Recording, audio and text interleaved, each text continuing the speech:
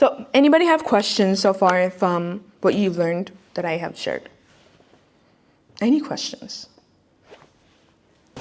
How is your experience today at Life Church? Do you hear the preaching clearly? And are altar calls or the activity, is it hard on you? I'm assuming now that you have a husband, sitting by your side, if there's anything you didn't catch, you can. But I'm wanting to know so we can minister to you more if there's a need. Nobody has ever asked me that, so that's the first. Ever since I came here, I do feel more access than I have been growing up. I have, a hearing device, which is called multi-mic. So I get to plug it in by the sound system, and I can hear the preacher, I can hear the singers and all that. But sometimes I can't hear the music. You want to have music with the voice, not just the voice. So you can't really get in the spirit, right? So with the preaching, it does help. Because sometimes the preacher moves and I can't read their lip, or they have the microphone right here and I cannot see their mouth moving. So with the hearing aids, it helps. I have that. I would say sometimes like on Wednesday night, sometimes it can be hard, but I do have, access with like I said, the sound system with it. But right now with children, I usually don't have the device on, because I want to hear what's going on with the kids, if they're crying or whatever. So I hear everything, just not the person speaking. So I try my best to look and pay attention, but if I don't understand, I can always go on YouTube, and sometimes they have subtitles, and so I would watch it from there. Altar call. You know how people, when they come up to you and they pray with you, but they speak through your ear, and I cannot understand anything. So if you want to say something to me, like have my attention, like let me look up to you. And it's okay to do that. When you talk to deaf people, we don't close our eyes while somebody's praying. We want to understand what you're saying. Obviously, like let's say the interpreter is there and they copy exactly what the interpreter is saying because they want to do the same prayer that you're saying verbally for everybody to pray with you, right? So it's the same thing with that. So obviously, tapping, be like, I want to say something to you. And then, you talk to me, what God, want you to say to me, then I will know, and then I can close my eyes and pray. But so far in my experience, it's good. Sometimes, I do wish that I have an interpreter. Sometimes. But not everybody can see that. Sometimes, I just want to take off my hearing aids and just go to church. Just be me, like deaf. But sometimes without my hearing aids, I can hear sounds, just whoosh up. I can hear it, and it sounds peaceful, I would say. But I have my hearing aids on so that I can hear the words, so I can be in it. So that's my input. Thank you. Yeah. Anybody else have a question? No? First of all, I hope this is being recorded. Yeah, it is recording. This is hugely valuable. Yes, it is. Oh, okay, I wasn't sure she heard me. Oh, sorry, John is translating because I have a hard time hearing. Yeah. And I know him well enough, so I don't trust him. He said hugely valuable. Oh. Okay, thank you, I appreciate it. So when you mentioned the part about growing up and having to add a layer of Spanish to this, you freaked me out. Why? Because you are impressive. No, thank you. I'm totally impressed. When you started talking, I was thinking that the ESL was very similar to trying to communicate with people in a different language. And there really is that level, isn't there?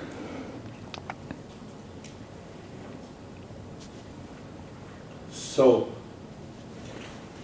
because I spent most of my adult life working in multi-language cultures, like with my wife and others, I never feel totally proficient. I've seen a lot of people who want to learn a language, but they're afraid to make a fool of themselves. So my question is, as we try to learn, how do we communicate at our incredibly low level and not waste people's time? Like you mentioned, going to different ESL type meetings. Would we be looked at as something odd? Why are they here? It'd be like me going to a Spanish church, even though I don't speak Spanish. Why is he here? But there are those of us that really want to learn. So how do we get into that, knowing we're never going to be really good, probably, but we're doing it for us, not just for you. We're doing it for us, and that's maybe my question.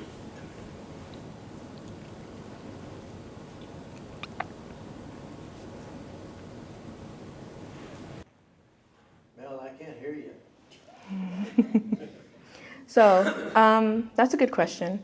A couple years ago, there was a deaf couple that came here. I don't know if you remember them. They came in here because they got referred from a person that we went to Texas for translating in their deaf conference. They came here as they're visiting, and they wanted somebody who's fluent in American Sign Language, but also speak the truth. So they go to the Truth in Texas. So when they came here, the wife told me personally that when she came in here, she felt so welcomed. She felt welcomed by everybody, and how they showed interest in wanting to engage with them. Like Brother Casa, you tried your best to sign with them, and that shows that you see them. You don't see them because of their deafness. You see them because they're human, they're a soul. And so you don't have to be fluent in sign language, but as long as you just engage with them, and say, hi, how are you? Something simple, like every day in church, you just meet up with, you acknowledge them. That's what's very important. And obviously, if you're fluent, you want to use that skills if you have the passion for it, because not everybody who learns sign language will have the passion to translate. Because I had that before in the past, and it did not look good at all. You can't assume that people will have that kind of passion to translate for someone who is deaf. Especially like for me, because they think, oh, I can talk, I don't need an interpreter, which is not true.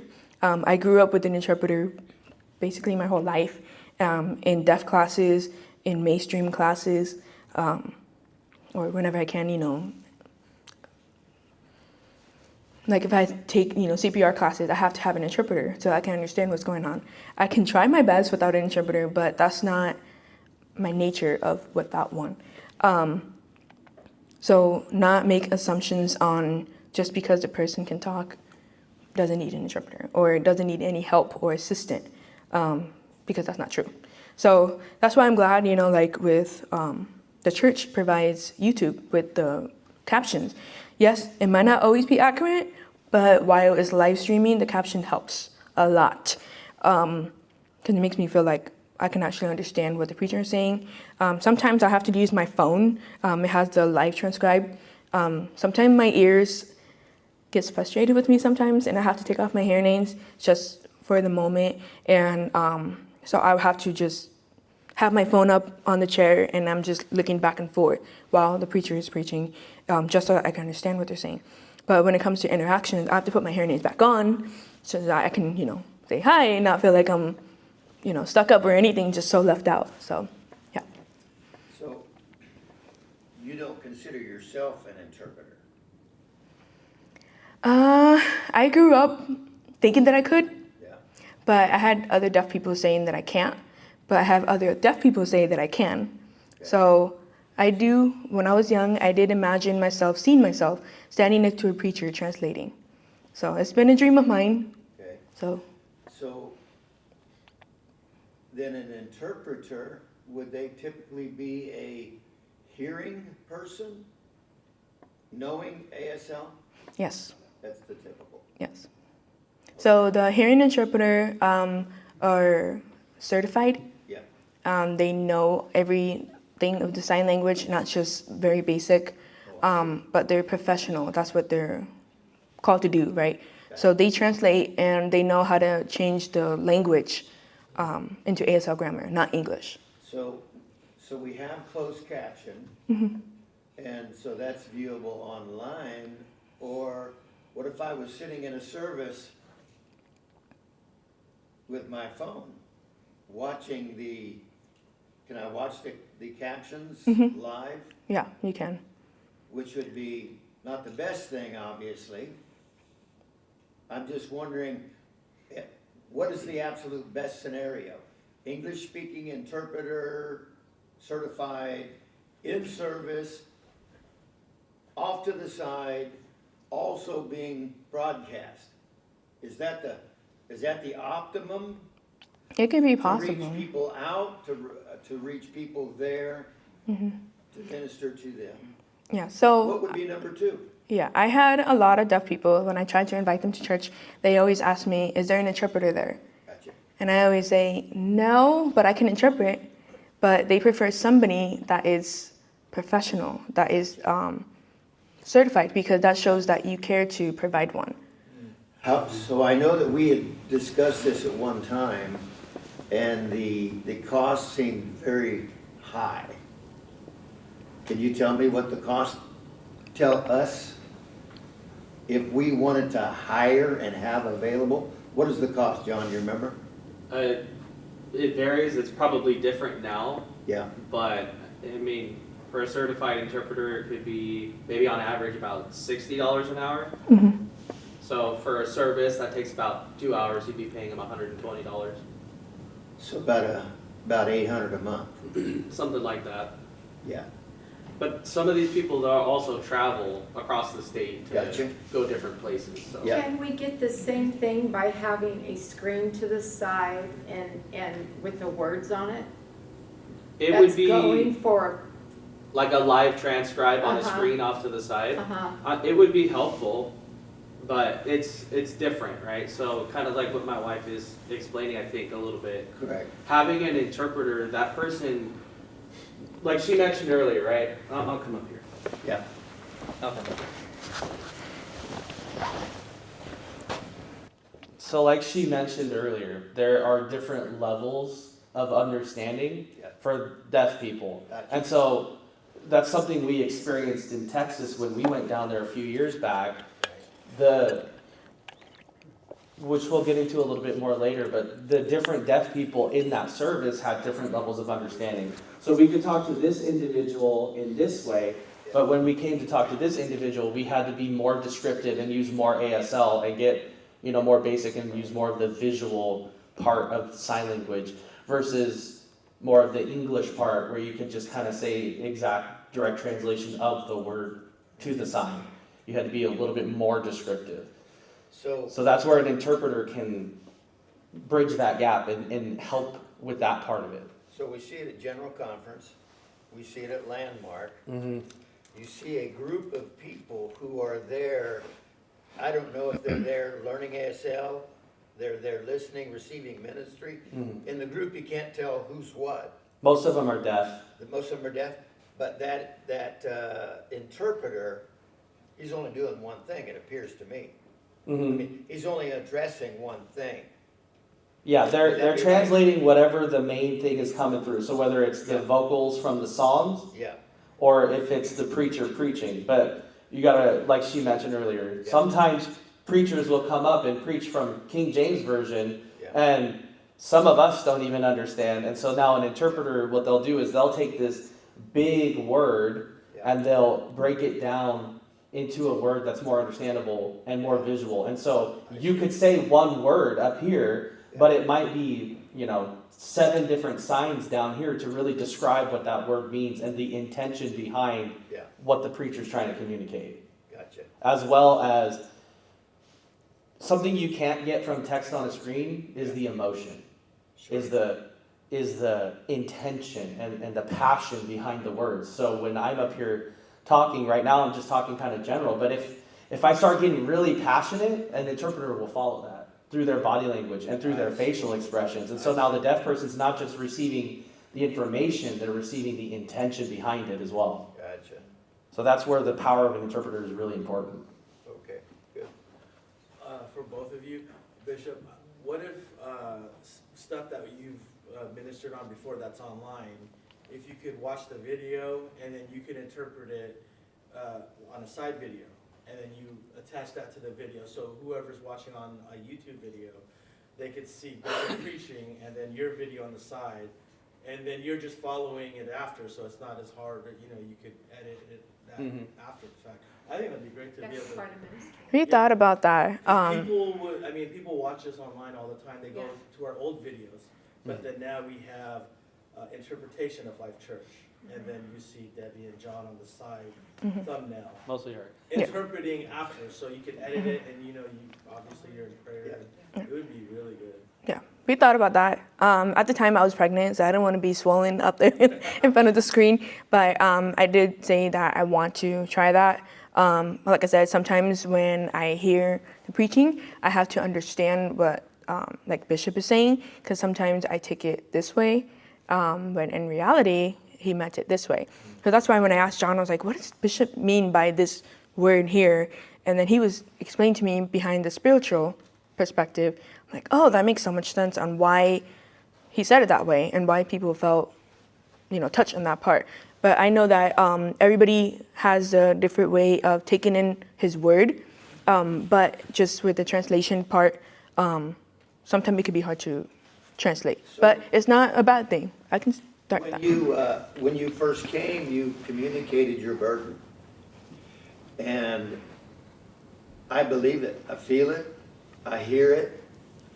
Do you think that this is something that we could do a test with? In other words, if you would take a couple of videos and do what was just communicated, you and John together, and give us something to see. Do you think that you could do that? We can. Okay. And let us know how we can help you. We want to be we are on your team. Thank you. Not alone. We want to help facilitate. But obviously, you have to. We're limited. We're limited. Of course. So later on when we get to the next section, I'll explain more of the vision of ministry and where we're hoping this goes for the state in the Great. future. Thank you. Yes. This is a technical question. It's a tech question. So Okay. while you're Little having louder, this little louder. Okay, so while you're having this conversation, I got on AI, and I just said, will AI be able to someday produce and provide ASL visual signals and signs in real time on a screen? And AI said, absolutely, this is already in process. And it went on to say that they are creating avatars, people, cartoon people, that are able to create the sign language while you speak to it. And that can be projected on the screen.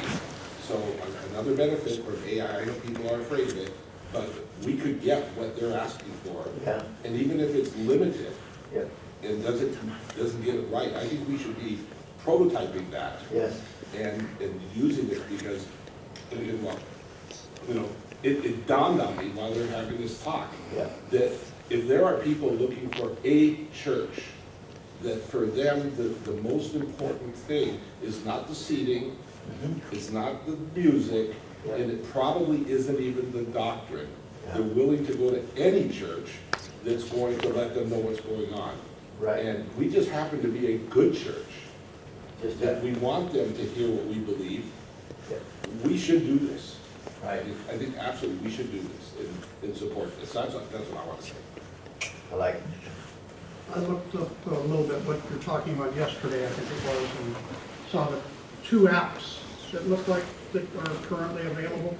They are, because I was looking at the interpretation, and it's like you're saying, it can hear and give a interpretation for the deaf person. They have not got the other way around, like with the Translate apps do, because they're still working with the camera picking up what the deaf person is signing to then translate to me who doesn't understand the signing. So that it is, like you're saying, it could work as far as showing an avatar, for instance, on a screen for the deaf person from the speaking person. But it sounded like there were 2 apps already available. Okay, I didn't do a lot of research on it, but it mentioned it. that's good. Okay, about AI, nothing against them, but with the weird avatar thing. So, would you rather have somebody that looks like an avatar in front of you, or do you want the person in front of you? Right. So that's the same thing with the language itself. So yes, it's a good resource maybe for a short term, but it's not good for a long term because you want to show that you care, that you actually brought somebody, that you have someone with the passion to bridge the gap with the language itself, just so that deaf people, like what God said, you want to reach them, you want their souls to be reached. You want to provide that, not just provide something short term and then leave. So, for example, if you have an avatar just preaching for the preaching part, but what if the deaf person wants to come up to you after church, say, "Hey, I have a question about this. How can the avatar help you?" Because what if there's only a time limit with that? So you want to have like a live person there with you at the moment. That way it's already been translated. You already know what they're saying, and then you move on. We have 2 people. Yeah. They're You- standing on the platform. two people that can kind of help right now with a lot of that. The contact. So Avatar could be, like she's saying, a useful tool, but how many of us who have used AI have seen AI make mistakes? I mean, if you've used it, you should raise your hand because that's Sure. all of us, right? Yeah. Especially when it comes to movement. Now it's learning, Yeah. it's getting better, but it'll still sometimes add a third hand in there. And so you'll be like, where'd that hand come from? We see that, but if it's trying to communicate language, for sign language, it can be even more confusing, right? Yeah. So that's something to consider as well. So it's not that it's off the table, Yeah. but kind of sparingly, maybe to just get something started or to just try. I would say in that case, it would be better to use Live Transcribe because it'll capture most of your words and it'll be more accurate in that case. Gotcha. Yeah, and one thing I want to add in with the AI avatar is they can't take in the whole sentence and translate it into an ASL grammar. So like if you're saying, I am going to the store in English grammar, but in ASL you say, store I go. So that's very different. So in the avatar, you can't do that. So the avatar part will just translate the English part, but the deaf person can't understand that. So that's the part that I want to add in there. It's not always accurate. Good Yes. point. It's the anointing that breaks the yoke of sin, right? Amen. So if you two are interpreting versus, like you said, it's not off the table, but it's your ministry that would break the yoke of sin. That for the people that will be watching John and Debbie interpreting. Let me say this. If you two figure out a way to be the interpreters initially, and we end up with people in our seats, I'll raise the fund to bring in a certified. Did you hear me say that? No.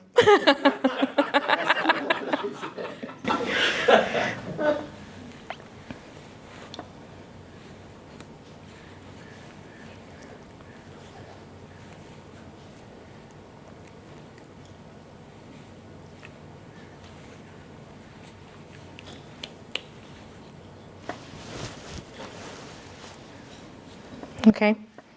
We can try that. Okay. Okay. All right. So you want to go into the Before we do, Ministry so part.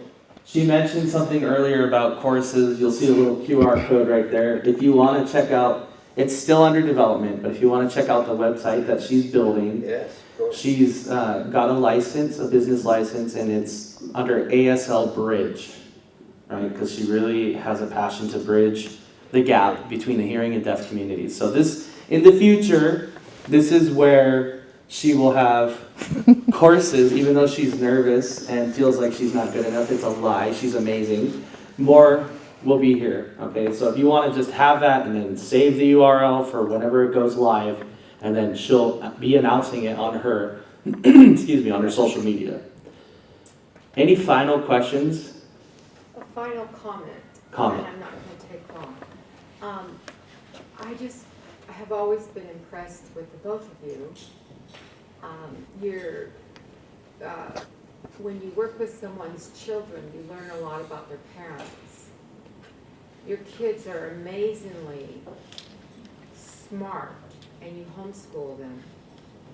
And your vulnerability in sharing your story today is courageous, and we needed to hear that. Yeah. And we need to apply those sensitivities to anyone that enters into our circle of ministry that may have been made differently, may have what we call a disability.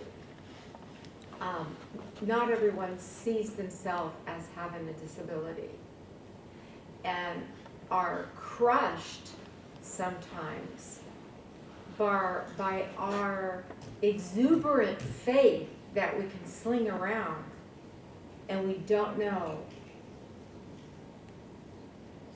the pain it can bring on a person when they are dogpiled Right. and we're all screaming for their healing. And I've been the worst of them with my own granddaughter. But I've seen firsthand what it does to the family again and again and again and again. And I've heard out of my own daughter's mouth, what if God just made her that way, Mom? Let's facilitate her life. So it leaves us in a balance of finding, God, we need, before we go to someone and pray for them, we have got to know it's God sending us and not our overzealous flesh. Right. Because we know God is a healer. But there's so many layers to that I believe that I couldn't help but walk away from, that we have to be reminded, and the body here, since, it's just not, we don't have a hierarchy, we don't have a priest situation where it's only one man that lays hands on people. The body here ministers to the needs. And thank you for reminding us Amen. that we need to be sensitive, and thank you for being the brave survivor that you are. Thank you. All right. I can't keep quiet now. He's got something else to say. I can't do it. I'm the one who feels disabled today.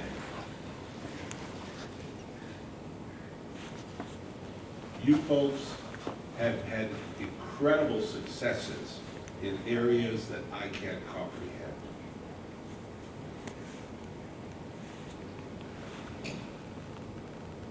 That's it.